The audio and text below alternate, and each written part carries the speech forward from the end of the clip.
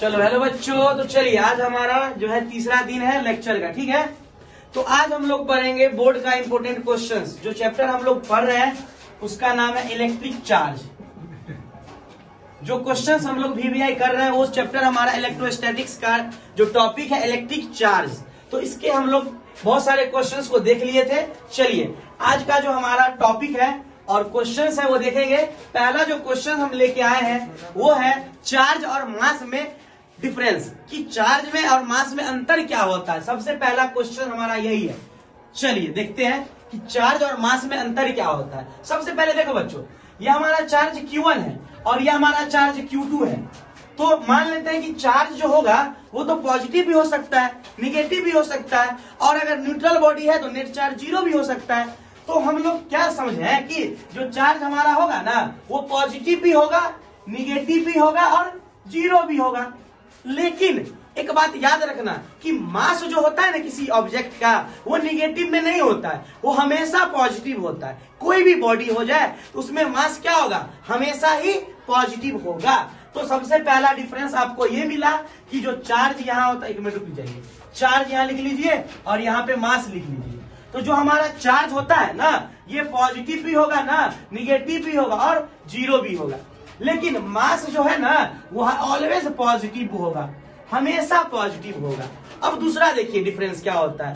तो दूसरा ये कहना चाह रहा है कि अगर कोई चार्ज है और उसको हम कुछ स्पीड दे देते हैं या वेलोसिटी दे देते हैं तो वो स्पीड या वेलोसिटी पे डिपेंड करता ही नहीं है। लेकिन हमारा जो मास होता है वो स्पीड पे डिपेंड करता है। मतलब ये क्या होता है, वेलोसिटी पे डिपेंड नहीं करता है, वेलोसिटी पे डिपेंड नहीं करता है और ये हमारा वेलोसिटी पे डिपेंड करता है। तो आप लोग एक पॉइंट बना करके दो डिफरेंस लिखिएगा दोनों में। चार्ज 0 होगा, पॉजिटिव होगा, निगेटिव होगा, मास हमेशा पॉजिटिव होगा। दूसरा बात, चार्ज जो है वो वेलोसिटी या स्पीड पे डिपेंड नहीं करता है और हमारा जो मास है वो स्पीड पे डिपेंड करता है। तो ये हमारा दो डिफरेंस क्लियर हो गया।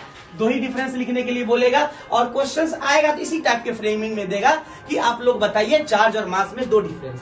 चलिए अब हम लोग आते हैं प्रिंसिपल ऑफ सुपरपोजिशन को समझ लेते हैं। चलिए अब देखो, अब हमारा जो नेक्स्ट क्वेश्चन है वो है प्रिंसिपल ऑफ सुपरपोजिशन। ये पहला क्वेश्चन था वो क्लियर हो गया। अब दूसरा हमारा है प्रिंसिपल ऑफ सुपरपोजिशन।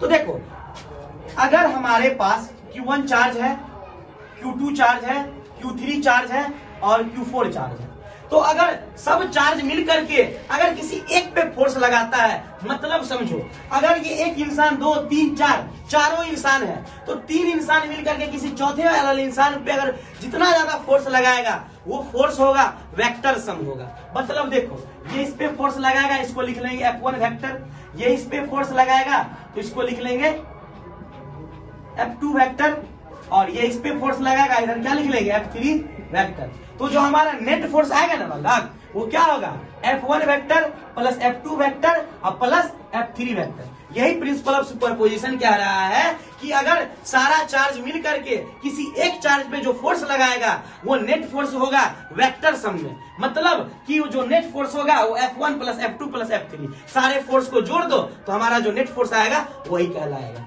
तो ये हमारा क्या था, प्रिंसिपल ऑफ सुपरपोजिशन। फिर से समझो क्या कहना चाह रहा है। अगर हमारे पास 4 चार्ज है तो किसी एक पे 3 के द्वारा जो फोर्स लगेगा उसी को हम लोग बोलते हैं प्रिंसिपल ऑफ सुपरपोजिशन, और वो जो फोर्स होगा वो वेक्टर सम होगा। वेक्टर सम का मतलब है कि डायरेक्शन के साथ हम लोग फोर्स का वैल्यू लिखेंगे। चलिए अब हमारा जो अगला क्वेश्चन है डायमेंशन ऑफ परमिटिविटी। ये क्वेश्चन आपको ऑब्जेक्टिव में आएगा कि परमिटिविटी का डायमेंशन क्या होता है। आप लोग ने पढ़ा होगा E बराबर K3/r²। तो ये जो K होता है ये होता है 1/4πε0, और ये ε0 ही परमिटिविटी होता है। ये ε0 ही क्या होता है, परमिटिविटी। इसका डायमेंशन एक बार दिमाग में रखोगे क्या होता है, m का पावर -1, l का पावर -3, t का पावर 4 और a का पावर 2। चलिए नेक्स्ट क्वेश्चन हमारा है व्हाट इज इलेक्ट्रिक डाइपोल। रुक जाओ,